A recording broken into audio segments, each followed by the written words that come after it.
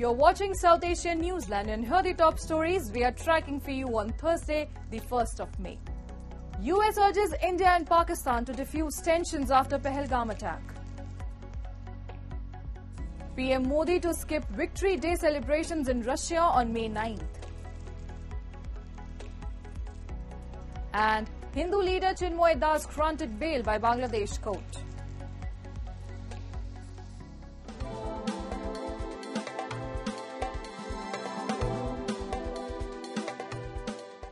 And now for all the details. Indian Foreign Minister S. Jaishankar on Wednesday held telephonic conversation with his US counterpart Marco Rubio as Pakistan continued its anti-India rhetoric. We have a report. With strained ties between India and Pakistan over the Pahalgam incident, India's Foreign Minister S. Jaishankar on Wednesday held a telephonic conversation with US Secretary of State Marco Rubio and said that perpetrators of the deadly attack last week should be brought to justice. In a post on X, Jaishankar said he conveyed India's resolve of action against the perpetrators of the Pahalgam attack. In a statement, State Department spokesperson Tammy Bruce said during the conversation, Rubio reaffirmed the United States' commitment for cooperation with India against terrorism. The statement further urged India to work with Pakistan to de-escalate tensions, which have peaked over the past week. Notably, Rubio also dialed Pakistan PM Shehbaz Sharif on Wednesday, urging him to ease tension and re-establish direct communication with India after both countries announced a slew of diplomatic measures. In the latest, India has shut down the usage of its airspace for Pakistan-based airlines and aircraft. See, US has a very dubious history in the Indo-Pakistan relations. On the one hand, it always advises India to take restraint, be restrained, and the other hand keeps arming Pakistan. We have seen this right since the 80s when the terrorists and all. The US knows where the terrorist bases are. US knows who's training the terrorists. US knows who's arming the terrorists, but it still carries on with Pakistan on the one hand and India on the other hand. Meanwhile, Pakistan has continued its war and anti-India rhetoric.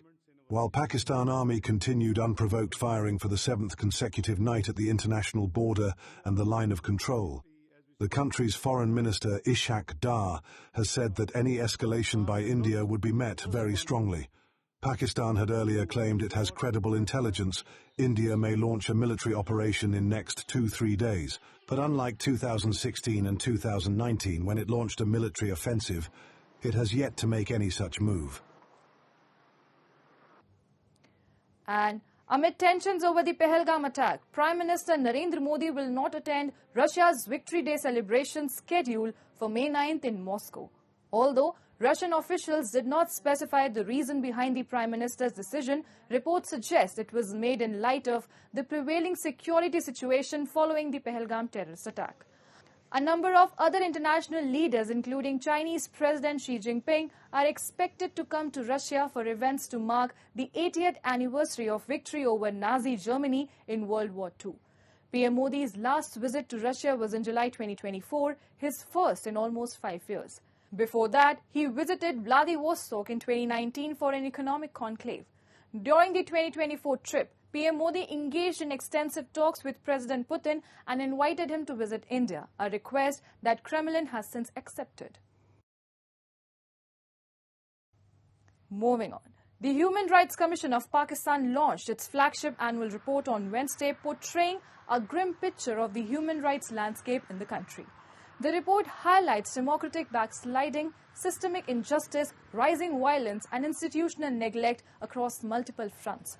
The report draws attention to a staggering backlog of 2.4 million court cases, a 66% surge in deaths from terrorism-related incidents, and prison occupancy at an alarming 228% above capacity. The document provides a thematic overview of rights violations organized under a broad range of categories. It highlights how legal and constitutional developments over the year have eroded democratic norms and curtailed fundamental freedoms. The report highlights 174 new death sentences handed down in 2024, a rise from 102 the previous year. The HRCP urges the state to take immediate and concrete steps to address critical issues and call for accountability from perpetrators of human rights violations. Meanwhile, health workers in PoJK under the MNCH program have been staging protests to demand justice after being terminated without notice. A report. For over 20 days, 237 employees of the Maternal, Newborn and Child Healthcare MNCH program, mostly women, have been protesting outside the Central Press Club in Muzaffarabad, PoJK, against their termination. Despite years of service, they say they were never regularized and have been left to fend for themselves. सबसे बड़ी बेइज्जती है कि अभी तक हमारे पास कोई बंदा नहीं आया कि पूछने के लिए कि आप यहाँ पे क्यों बैठे हो। सबसे बड़ी बात यहाँ पे ज्यादा तादाद औरतों की है, तो ये वो औरतें जो दूर दराज पहाड़ी इलाकों में जाके अपनी सर्विस दे रहे और खुसूसन BHU RSC PHK के अंदर पहाड़ी के ऊपर रूपा वैली चगार जिला वैली चकोटी ऐसे दूर दूर जाके नीलम में ये लोग वहाँ से आए। लेकिन बदकिस्मती ये है कि हमारा बजट जो वज़ीर-ए-आज़म ने अपने खुशी काबिज से 237 के लिए एक बजट दिया था जो जून 2025 तक हमारे मौजूद है गवर्नमेंट के पास, लेकिन अभी तक इनने ये शुरू किया है कि हर 3 महीने के बाद नाज़रीन को रोज कमाने के लिए मजबूर कर दिया जाता है और बगैर किसी नोटिस को खारिज कर दिया जाता है। Despite ongoing court proceedings, the government has not engaged with the protesters. Health workers say they're forced to protest repeatedly, but authorities remain unresponsive. Bangladesh High Court on Wednesday granted bail to spiritual leader Chinmoy Krishna months after he was arrested by local police over sedition charge. In an absurd turn of events, hours after Das was granted bail, an appellate wing of the Supreme Court ordered a stay on the High Court order over Bangladesh government's appeal, only to remove it later in the night. The Hindu leader was arrested in November 2024 from Dhaka airport after members of Bangladesh Nationalist Party filed a police complaint against the ISKCON priest of disrespecting the national flag. His arrest had sparked widespread outrage across the world, especially from India, which expressed concern over extremist rhetoric and violence against minorities in Bangladesh, urging the UNIS government to protect Hindus. Notably, Das was vocal critic of UNIS administration over the minority rights and was leading protests over violence against Hindus in Bangladesh following the fall of Sheikh Hasina's government in August 2024.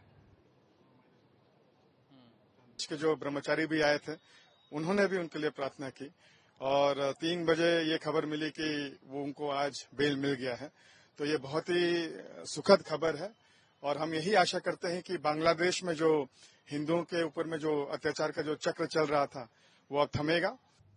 Sri Lanka has assured the European Union that it will present a report on the repeal of the controversial Prevention of Terrorism Act in the Parliament within the next 3 months.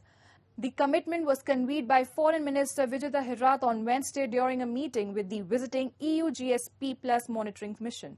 The PTA, introduced in 1979, has long faced criticism from human rights groups and the international community for enabling arbitrary detentions and undermining due process. Its repeal is a key demand linked to Sri Lanka's eligibility for the EU's GSP Plus trade concessions, which provide preferential access to European markets.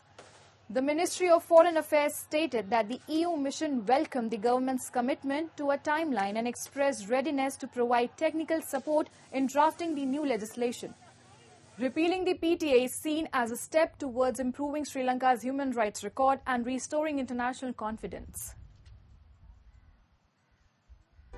That's all in tonight's edition. We will see you same time tomorrow. Good night.